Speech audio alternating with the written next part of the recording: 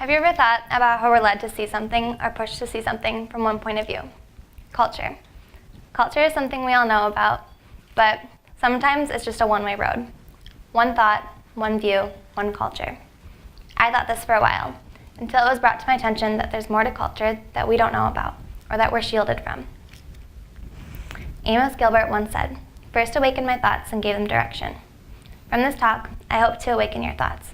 I hope that you have an open mind to everything and see things from a different point of view that you're not used to. Pull yourself to come to an edge of something that you don't know about.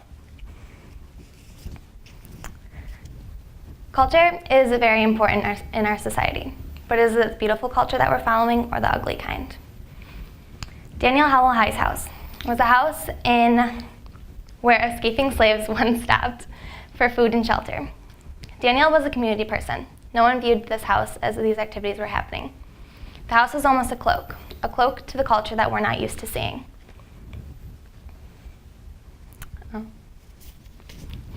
Another situation would be in Standing Rock. As many of you may have heard of Standing Rock, but Standing Rock is home to the Sioux tribe.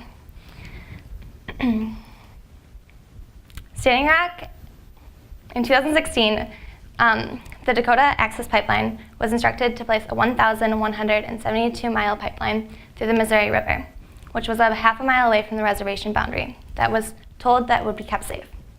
If this pipeline was to burst, oil would go throughout everywhere in the water. The Native Americans started a protest. This was a peaceful protest. Many of us took to the news. The news reported things, but were we told the whole truth? We look to the news, and the news says that natives aren't cooperating with government officials. But is that true?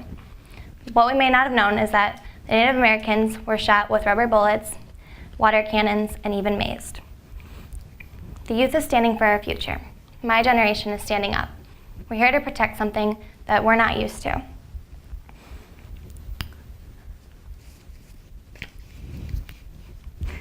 It raises the question, how is it that our precious resources and truth are unsuspected in the middle of a peaceful protest? Another exposure of culture hits a little close to home. Flint, Michigan. When I say Flint, Michigan, a lot of you might think of the water. The water crisis started in 2014. It's 2017 and this is still in effect. You go to Flint, Michigan and people say, don't drink the water.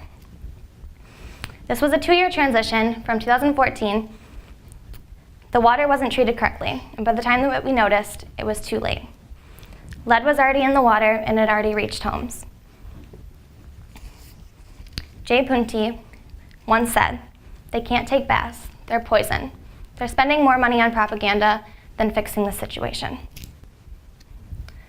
Another question has been raised. Why is Flint still in effect? And is this going to be fixed? And when? There's always a logical explanation behind everything, but are we being told the whole truth of it, or only half?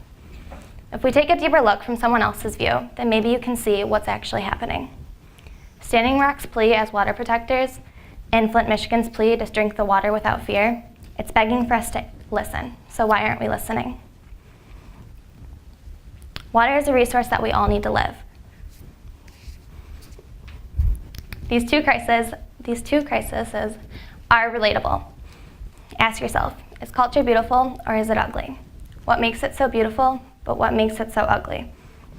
Culture is an act in development that we create. We're constantly holding back from something. Apollinaire once said, "Come to the edge," he said. "We can't, we're afraid," they said. "Come to the edge," he said. "We can't, we'll fall," they said. "Come to the edge," he said. And so they came, and he pushed them, and they flew. Thank you.